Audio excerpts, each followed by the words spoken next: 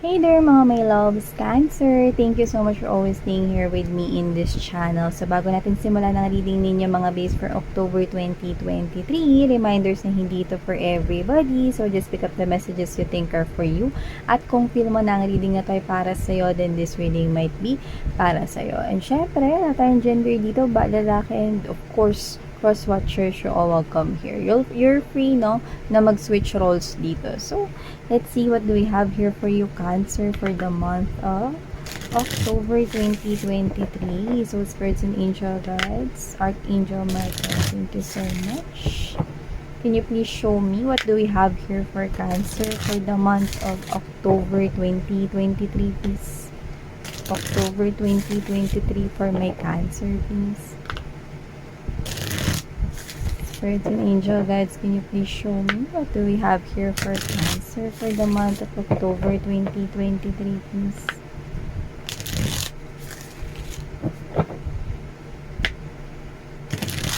This is for Cancer.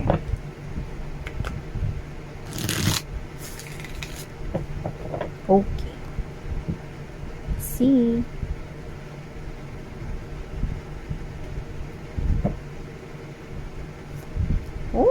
So Cancer, we have here eternal love coming from this person here. So, pwedeng yung iba sa inyo, connecting na kayo na with this person here. Iba baka asawa nyo na yan. I can see both of you are looking into each other's eye equally. Yan, no? See? There is love in here, no? At pwedeng meron kayo rito, no, na similarities or commonalities sa isa't isa, no? Or kung hindi man, no, at hindi kayo dito parehas, no, ng mga gusto sa buhay, no, nagkakaroon dito ng pag-unawa, pag-intindi, no, kung saan lagi ninyong pinipili, no, naintindihin ng isa't isa dahil mahal ninyo at wagas ang inyong pag-ibig for each other. Yeah, this is two people right here, no, na nagkakaroon rito ng pagkakaroon ng honest communication, heart-to-heart communication or conversation sa isa't isa, no, kaya rito kayo tumagal or tatagal, no? At para naman sa nararamdaman ninyo na same feeling at nasa on the same page kayo with this individual right here, nakaka-connect nyo pa lang. So, pwedeng boyfriend, girlfriend, or baka wala pa kayong label pero papunta kayo rito. I can see, no, na ang susi daw dito ay ang pagiging open at pagkakaroon ng honest communication sa isa't isa. So, I can see two people right here that has that potential to grow old together at walang magbabago. There's consistency sa inyong feelings and emotions. Ganda guys, no? Kasi this is the energy of yung kahit kayo'y matanda na, diba?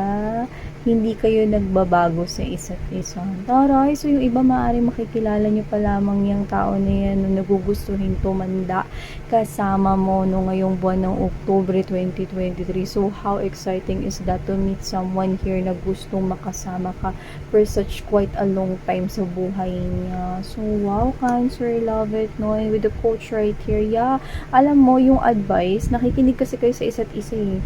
Okay. I can see you here growing old together. Yeah. Kahit na yung iba sa inyo na pwedeng paparating pa lang yung tao na yan. I can see both of you is listening right here and wanting positive changes sa relationship ninyo. May pagtutulungan dito, may pag-uunawa eh. Kasi may pag-uusap. Kaya yung iba, mga babes, no, na tatagilid yung relationship. Kasi instead na pag-usapan, sinasawalang bahala. Tapos naghahanap ng kalinga ng iba. So, yun nakikita natin, 'di ba? Pero dito, sa connection ninyong dalawa, no, parehas kayo rito nakikinig, may obedience dito, no, at meron ditong enough knowledge, no, because there's love. Okay? Ang tunay na taong nagmamahal ay iintindihin ka at makikinig, uunawain ng sitwasyon mo at gayon ka rin sa kanya. May pantay na pagtitinginan at pag-uunawaan dito. So, yeah, I can see that you could be seeing a lot of 555. So, I can see positive changes coming in, especially when it comes to your relationship. Marami na kayong natutunan in the past, no? At ngayon na natagpuan mo na yung tamang tao sa buhay mo or matatagpuan mo pa lang ang tamang tao sa buhay mo na inire-ready ka, no? Yung kaya yung mga pinagdaanan yung pait, no? Masalimuot na mga kahapon. Akala nyo wala lang yon, pero lahat ng natutunan mo doon, no, magagamit mo dito sa relationship na matatagpuan or natagpuan mo. So, wow! And we have here the nightmare right here, suffering, darkness, persecution. Yeah, tapos ka na dun sa suffering, darkness na yun, and persecution. Yung iba palabas na kayo dyan, no? Wala nang takot, unti-unti ko na yung nakikitang mawawala with the coach right here together with this nightmare. Unti-unti na yung mawawala in this month of October right here. You will find healing, especially this person comforts you. Sa iba, pwedeng ibang bagay yan. Kasi nagiging sandalan, sandigan yung isa't isa na parang, alam mo ba, pinagalitan ako ng boss ko kanina kasi nagkamali ako dun sa ginamit kong formula sa Excel. Nagkagulo-gulo tuloy nung nagkaroon na ng report. Okay lang yan. At least hindi mo na yan uulitin sa susunod. Ngayon lang yan kasi syempre ganito ganyan, no? Parang pinalalakas ng boss mo na parang okay lang, pinalalakas niya yung loob mo, no, dun sa nangyari dun sa boss mo or sa araw na yun. So, example lang yung mga babes na yun tungkol dun sa boss.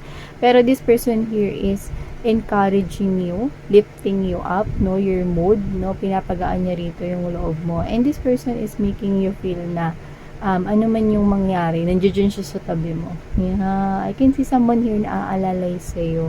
So, ang taray Cancer, ninikita natin dito, no? Itong tao na to, no, pwedeng, this is also the type of energy, no, na pwedeng mahilig siya, no, sa mga scary movies or mga suspense, no, horror, mga ganyan, or parehas kayo. Okay? Kasi pwedeng pinagtitripan ka niya or baliktarin niya na lang. Kung sino yung mas takot dito, no? Yun ang titrip yung mahilig dito manood ng mga horror movies, no? I can see, no? With the nightmare itself word, no? Nakita ko dito na unti-unti yung matatanggal on the month of October here with you, Cancer, yan, no? So, let's see at the bottom of the deck, we have here the blind in here, enters this game. Yeah, look at that. You do not see this coming, yan, no? Suot kayo rito na shades, no? And you are not seeing that you will gain something here na pinag-iinvestan mo, pinaghihirapan mo, pwedeng may kinalaman sa trabaho dito. This is like 7 of coins. You are gonna harvest right here something that you've invested a lot for quite a long time, no? So, pwedeng trabaho yan na wini-wish mo na mapansin ka naman ng boss mo, recognition or pagtaas ng salary or kahit sudexo man lang, no? No certificates.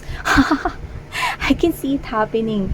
No, I can see it happening but you do not see it coming because you're blinded. Pero papunta ka doon, see? Papunta ka dyan, no? May mapapala ka sa kung ano rito yung ginagawa mo dito, pinagbubuhusan mo ng love, effort, passion, at dedication, no? Lalo na inspired ka, no? May bagong tao dito, mga babes na magdadagdag ng inspirasyon. So, talagang tuloy-tuloy dito, no? Yung pagpunta mo dito sa pag-harvest, no? I can see you here, no? May dala kang basket, no? Wherein i-harvest mo lahat yan, no? Yung mga peras na yan yung mga bunga ng lahat ng pinaghirapan mo. So, tinan pa natin dito, Cancer, kung ano pang mga nakarating sa'yo at paparating for you guys. Yeah, see?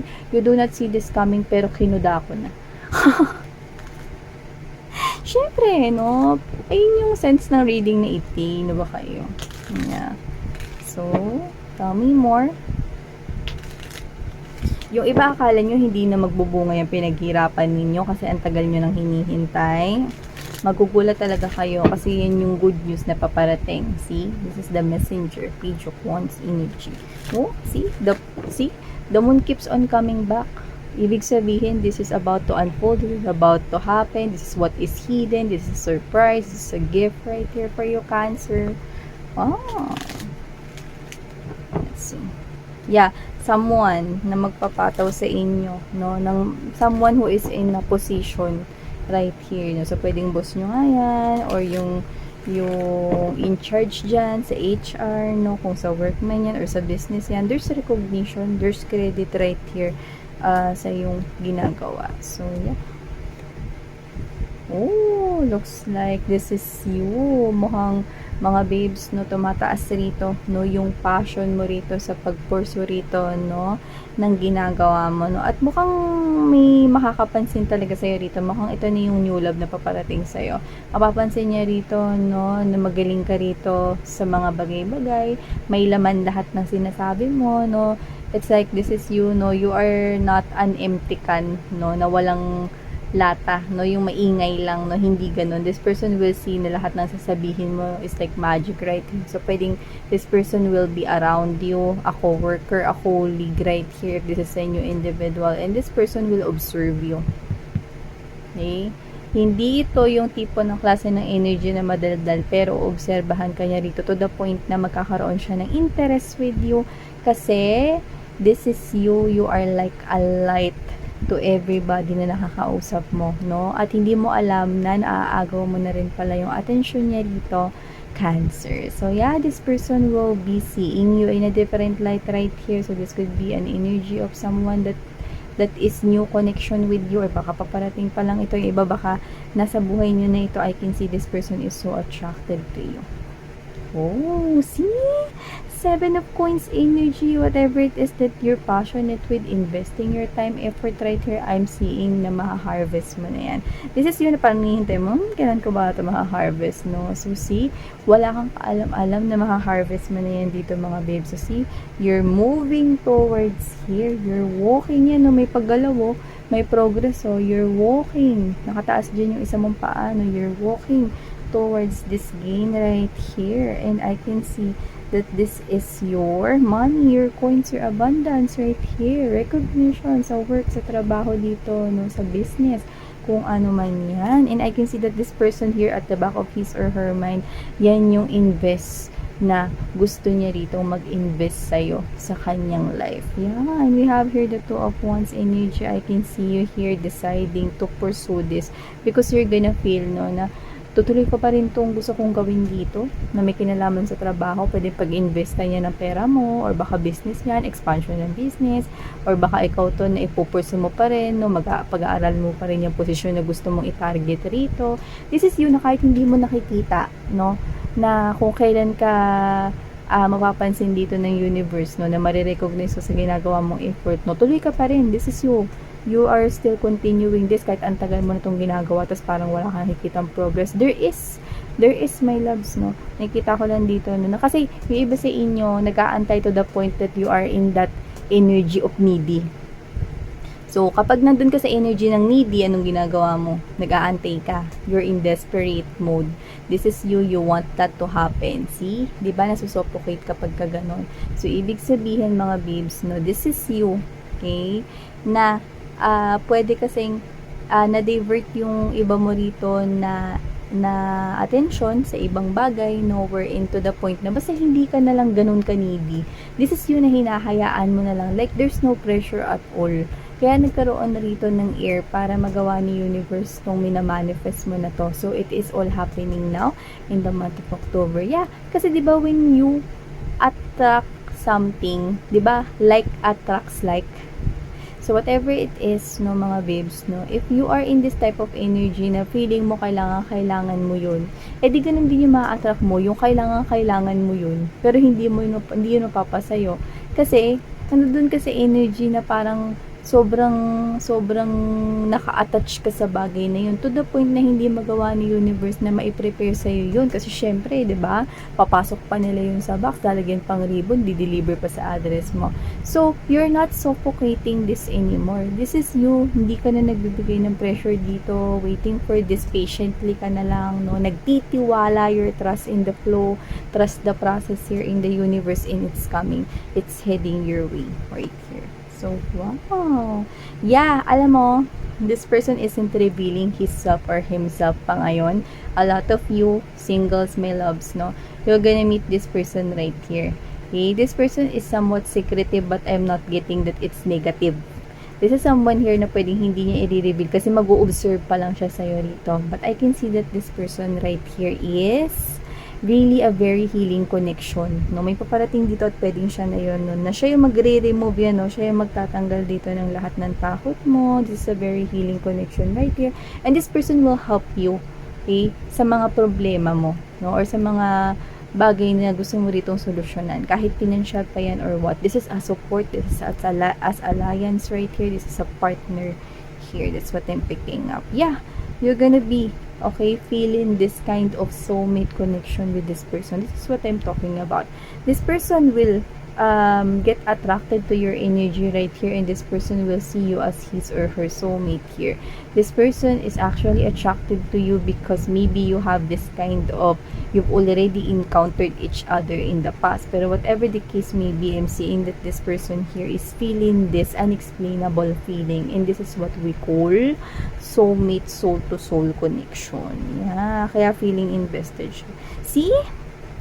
Ano man tong pinag-iinvestan mo, there's tagumpay here. This is success over a long battle, honey. 6 of Wands energy. And I can see that if it is a person here, mahihintay ka niya rito. Okay? Kasi this is someone here na hindi ka ipipressure. Kasi gusto niya rito na makita mo rito mga babes, no? Kung sino siya, ano yung tunay niyang intention sa'yo. Gusto niyang makita mo yon, no? In a slow process but steady process. So this is someone here that will prove to you, no, na gusto niya rito na malinis ang hangarin niya sa'yo at makita mo yon. And this person here wants victory in this type of relationship with you. Kaya nga eternal love eh. Kasi ito yung klase ng tao. Alam mo, this person sees you as someone really attractive, pwedeng physically, or baka siya ito. So whatever the case may be, I'm seeing that. Someone here could be doing on a public eye as well. That's what I'm picking up as well. So you could be, or this person could be somewhat, have lots of followers or fans right here. Not necessarily a celebrity, but this is someone here who could be owning the social media account right here, wherein he or she is doing his or her own thing, and this person enjoys doing that.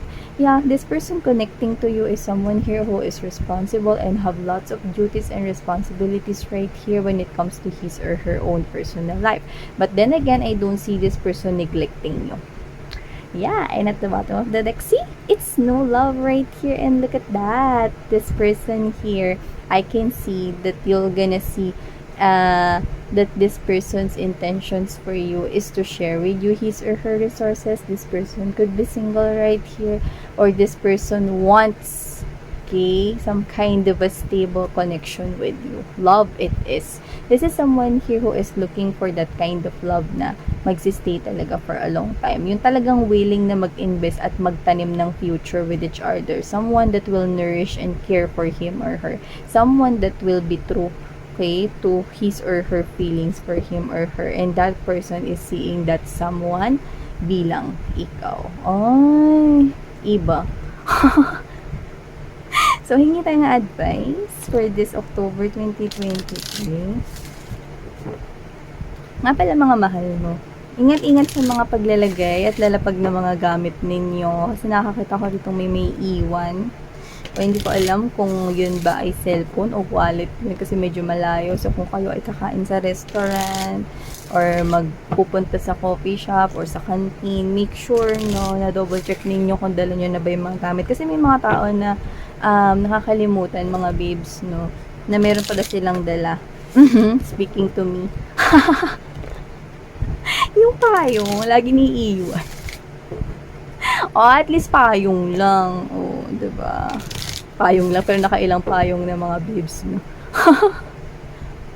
Diba? So, ingat-ingat, no? Kasi I think wallet yun, or cellphone. Okay? So, iwas-iwas, no? Na mawala ng gamit. Kasi yung information, yung nakikita ko na importante ron, kaya nakikita kita dito na parang medyo malulungkot ka to the point na baka mag-alala ka rin. Yan. Syempre, para iwas hassle for you, make sure to double check your things before leaving the area. Yan. Okay? So, advice for you is the forgiveness right here. And there's this a year from now. So, looks like someone here will be coming back to you. It looks like so distant in here, but with this kind of message that I'm getting, I think this person here will start to, okay, marireceive niya rito, no, yung mga realizations, no, or parang mga karmas niya starting October 2023. Kung sino man to, tingin ko nakagawa siya ng hindi maganda sa'yo, because forgiveness is popping out right here. This person will not come towards you this October, pero maaaring your angels and spirit guides are telling you that the world is turning. Okay? Meron ditong pagbabalik ng tao, no? Pero nakikita ko na magiging stubborn at matigas ang ulo niya. Hindi siya agad hihingi ng tawad sa'yo. Pero mag-uumpisa na maaari niyang ma-receive dito no, yung mga karmas at realizations right here this October 2023. Yan, no, at tuloy-tuloy. See? So, it could be a year from now, saka pa lang ito lalapit at hihingi ng tawad sa'yo. But the universe is heading you, parang give you this heads up, parang nag-heads up sa'yo sa universe na meron sila ritong person na ibabalik sa buhay mo. And it could be from a year from now. Okay? So, thank you so much, Cancer. Sarang ngayon, love and life. Annyeong.